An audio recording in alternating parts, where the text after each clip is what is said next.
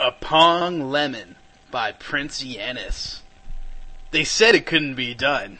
They were wrong. This is the first ever, to my knowledge, Pong Lemon.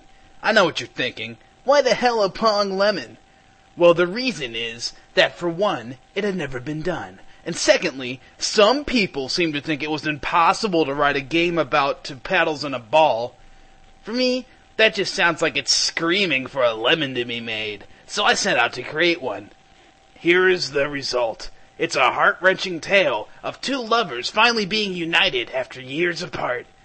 Try to keep a mental picture of Pong in your mind the entire time that you're reading this. Enjoy. Well, despite being a lemon, or really a lime, I don't feel the sex is too graphic, so I'll just give it an R rating. If you're looking for a porn fic, then you are most certainly in the wrong place. Paddle A moved up and down his pre-subscribed path. Up and down. All of his life, that was all that he was able to do. Move up and down, and bounce a ball back and forth between himself and his love, Paddle B. All of his life, Paddle A had longed to break free of what bound him, to remain forever in a place, only allowed to move up and down. "I like how you're handling the ball today," said Paddle B from across the line. Oh yes, that accursed line that separated him from his love. Yes, if only we could get in touch some other way than through this damnable ball, replied Paddle A with a sigh. "Hey guys, it's not my fault," Ball said. "He's right, but perhaps someday the powers that be will grant us our one wish," said Paddle B sadly. It was then that one of the powers that be looked down upon the two paddles and took pity on them. Fenrir stared down at the Pong game, sitting on the table. "It's just not right. They are so in love. They should be allowed to be together," Fenrir said. He then spoke to the two. "I have decided to help the two of you." Fenrir hooked the Pong game up to his computer. He began to type for a few minutes, and then, suddenly, for the first time in his life, Paddle A moved forward. For so long he had only moved up and down, but now his range of movement had been doubled. He rushed forward. Across the line, he saw that Paddle B was also rushing forward. Soon they would be united. It was then that Paddle A came to a horrible realization. The line. Yes, the line. That's for so long the two star-crossed would-be lovers had tossed the ball back and forth. Paddle A reached the line at the same moment as Paddle B. They both crashed into the line. What cruel trick was this? Fenrir had promised they would be together, and yet something still stood in their way. Paddle B cried up to the sky above them. "Oh, Fenrir! You had mercy upon our poor souls, and yet this line still lies between us. As a great man once said, Fenrir, tear down this wall!" Fenrir looked down at the two forlorn life forms below. His heart was once again moved to pity, and with a wave of his hand, the line vanished. At last, the two lovers were united. Ball began to cry. "It's so beautiful!"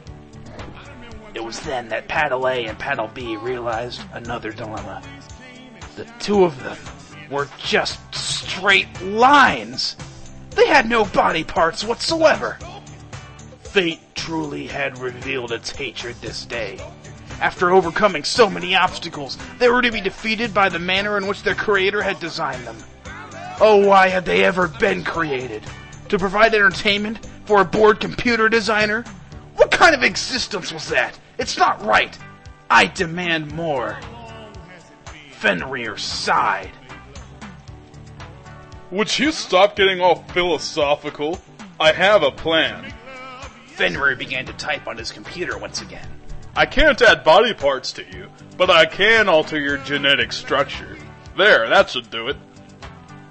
Paddle A moved. He then realized he could bend. He looked across at Paddle B. She too had gained the ability to bend and twist. At long last, the two lovers intertwined. Fenrir and Ball watched, with tears in their eyes. Paddle A and B danced the promenade that had been around since the dawn of time. At last the two were united into one. Paddle A and Paddle B fused together into one body, mind, and soul. Well, you get the point. They had sex. After what seemed like hours, during which Fenrir and Ball made themselves scares, at last the dance was complete. Paddle A and Paddle B were still wrapped around one another in a happy afterglow. Paddle A looked around with a happy sigh. I wish to be with you forever. Just like this. And so do I, replied Paddle B. Fenrir walked in. Well then, you two can get married. Really? Said the two surprised paddles. Sure. As ruler of a country, I have the right to marry all those in my land who wish it. Thus, in a few days, the ceremony was ready. Paddle A and Paddle B stood over where the line used to be. Ball stood next to Paddle A as the best man. The ceremony was short. Do you, Paddle A, take Paddle B to be your lawfully wedded wife to, well, you know, all that stuff? Asked Fenrir. I do, said Paddle A. And do you, Paddle B, take him for yada yada, you know? I do, replied Paddle B. Okay then, by the power invested in me as ruler of Zeal, I pronounce you man and wife. Paddle and paddle. You may now move close to each other to make it look like you are kissing. And that's just what the two paddles did. The two of them lived happily ever after. Ball eventually met the ball from Brickle, and they are now expecting their second child. And there you have it, folks. Let me know what you thought. Disturbing, funny, moving, or maybe all three. I don't even know if this would make it to an R rating. Fuck, damn, shit, bitch, hell. There, now it's an R fic.